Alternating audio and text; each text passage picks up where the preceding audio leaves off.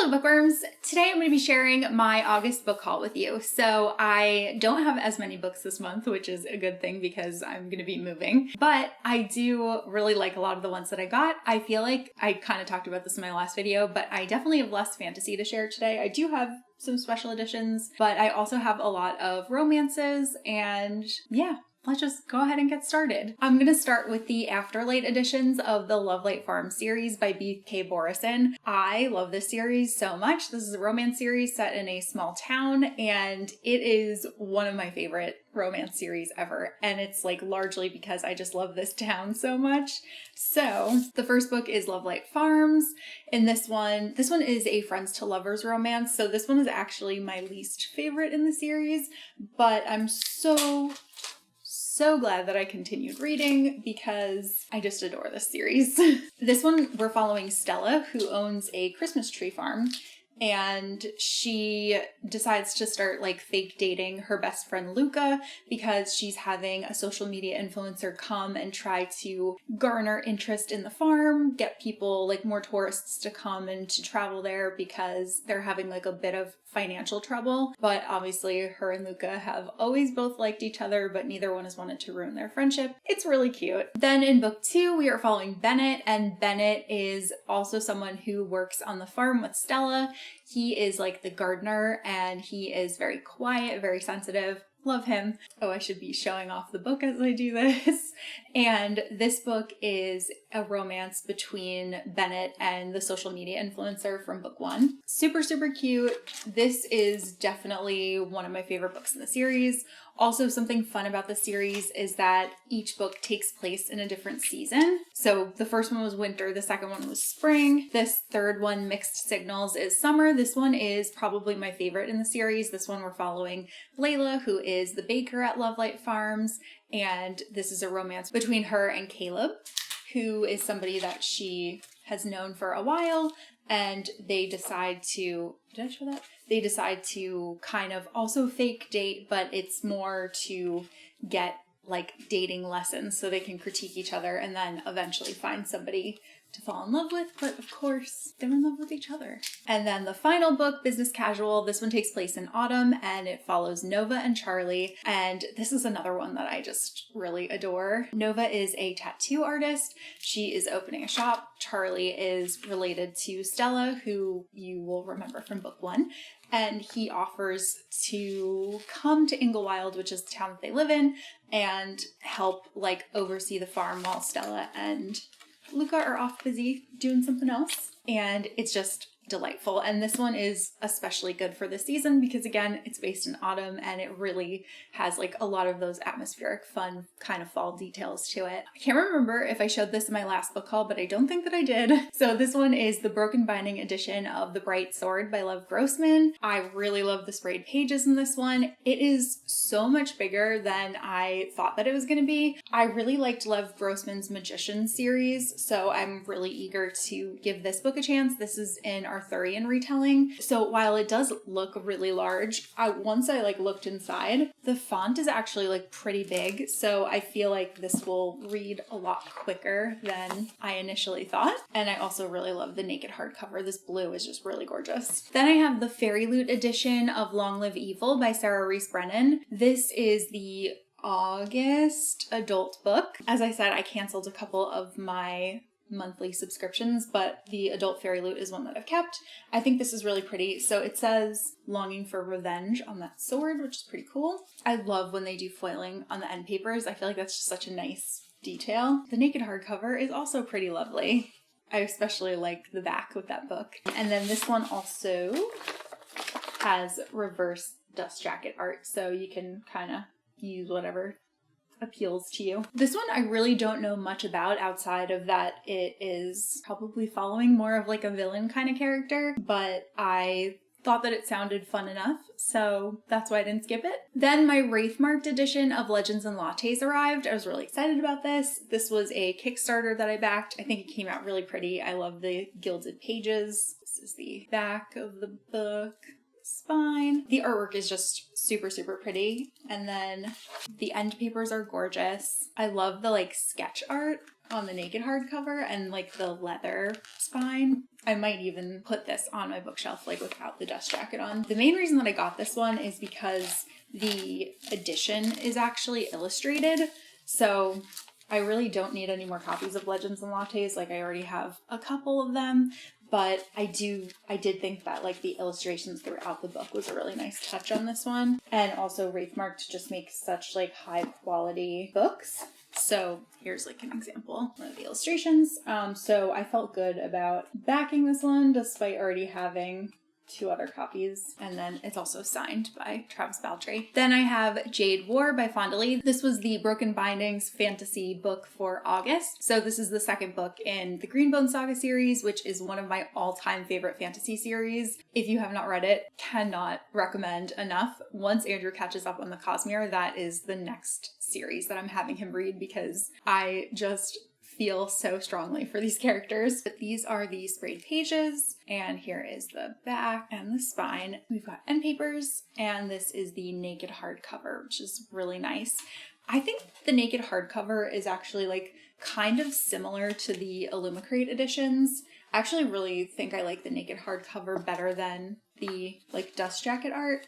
The dust jacket art is like not what I was expecting, but there was no way I was skipping this series because it is truly an all-time favorite. Then I have 2 book of the month picks. So the first one is Middle of the Night by Riley Sager. I always read every book that Riley Sager writes, so this is the newest one, so I grabbed a copy. I'm hoping that I'll like it as much as I liked his last one, the only one left. That one was set on the coast of Maine. It was so atmospheric and so good. This one is set in New Jersey, and Riley Sager is actually writing from the perspective of a male character for the first time, which I think will be interesting because all of his thriller books up until now, he was always writing a female protagonist, and it'll be interesting to see how he writes male characters. So yeah, I am very much hoping to enjoy this one. And then the other book of the month book that I got is The Wedding People by Alison Espach.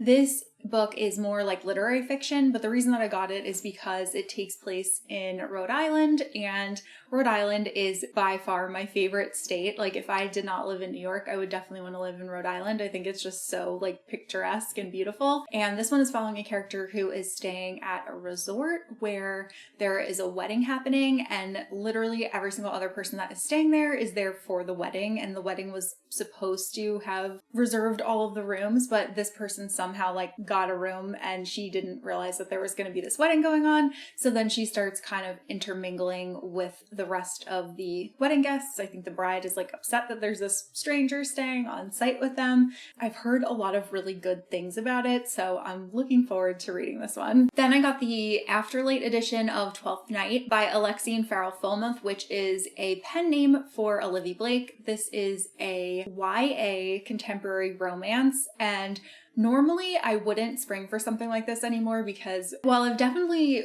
aged out of YA mostly, this one did sound really good, especially because it's inspired by Shakespeare, and it follows 2 characters who I think fall in love on like an online gaming, I think it's an MMORPG, and I believe the guy is like a football player at school and the girl is somebody that is like smarter, and this game is her escape, and the 2 of them start talking like through the game. They probably don't know who each other are. They end up like having feelings for each other. So it sounds like it could be very cute, and I really wanted to give it a shot, and I just thought that this edition was so pretty. I love the spray pages. These are the end papers. I specifically loved Below the Dust Jacket. I think that's so gorgeous. So I like really hope that I'm gonna love this one. I have very high hopes for it. Then I have The Bounty Hunter and the Tea Brewer. This is the next standalone Avatar: The Last Airbender graphic novel. It's following Uncle Iroh, and his shop is in danger of running out of tea, so there is some kind of like mystery going on, and Uncle Iroh has to go out and investigate and see what it is that's going on. Then I went to Sag Books, which is this really lovely independent bookstore in Sag Harbor on Long Island, and I obviously could not leave there without getting a book, so I decided to pick up Summer Romance by Annabelle Monaghan. And this one's following a character named Allie, who is, I believe she's a professional organizer, but her life is like a complete disaster, and she's had a lot of things that have happened to her, and the first time that she decides to like go out in public and take off her wedding ring because she's divorced and like wear real clothes, she ends up meeting someone, and it's a romance between the 2 of them, and I think she's kind of weighing like whether she really wants to like get involved again or just like kind of live safely at home.